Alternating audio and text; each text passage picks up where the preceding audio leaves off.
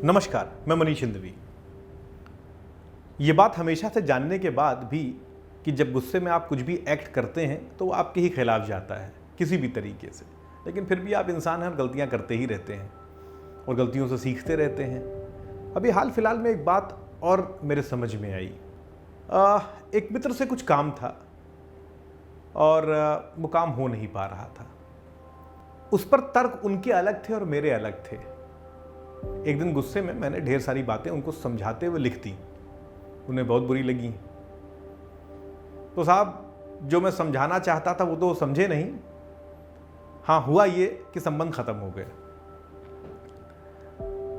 उस वक्त मैं भी गुस्से में था तो मुझे लगा कि भाई ठीक है ना, सही। फिर बाद में मेरे समझ में आया कि मैंने तो समझाने के लिए बहुत सारी चीजें लिखी थी, लग रहा समझे नहीं क्या। फिर एक बात समझ में आई कि जब भी हम वॉलेंटली रिएक्ट करते हैं और तब अगर हम सही बात भी कह रहे होते हैं तो वो सुनी नहीं जाती है। होता क्या है, दोनों के टेम्पर बढ़े रहते हैं और फिर सही और गलत का फासला या मतलब खत्म हो जाता है। तो आप कुछ भी सही बोलते रहिए, उसका कोई मतलब नहीं है, एक बात। दूसरी बात जो मेरे समझ में आई कि अगर जिंदगी में इस तरह की कभी स्थिति आती है तो या तो आप स्वीकार कर लीजिए सामने वाला क्या कह रहा है, अगर आपको संबंधों को बचाए रखना है,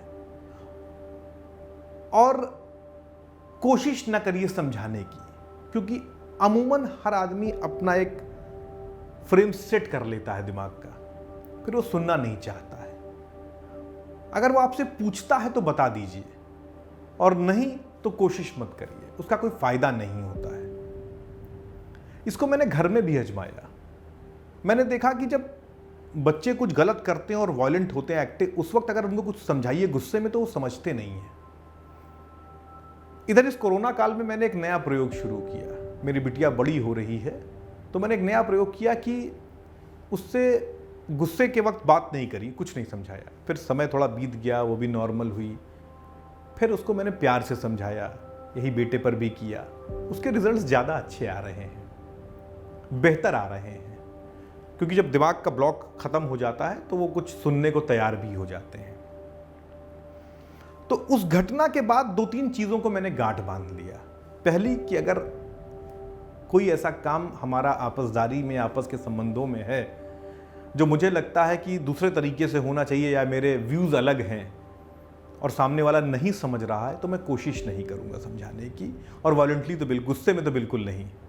मैं अपनी बात एक बार कह दूंगा, अगर सामने वाला समझता है तो ठीक, वरना कोई बात नहीं है। दूसरी बात यह है कि अगर कोई बात समझानी भी है तो मैं इंतजार करूंगा कि टेम्पर्स कूल डाउन हो जाएं और तब अपनी बात कहूं। उसके रिजल्ट ज्यादा बेहतर हैं। तो जिंदगी का एक नजरिया यह भी है कि गुस्से में रिएक्ट मत करिए। गुस्से के वक्त बात अगर सही भी हो तो भी कहने की कोशिश मत करिए। और आखिरी बात कि हमेशा जब टेम्पर्स कूल डाउन हो जाए तब बात करने का प्रयास करिए, उसके रिजल्ट्स ज़्यादा बेहतर आएंगे।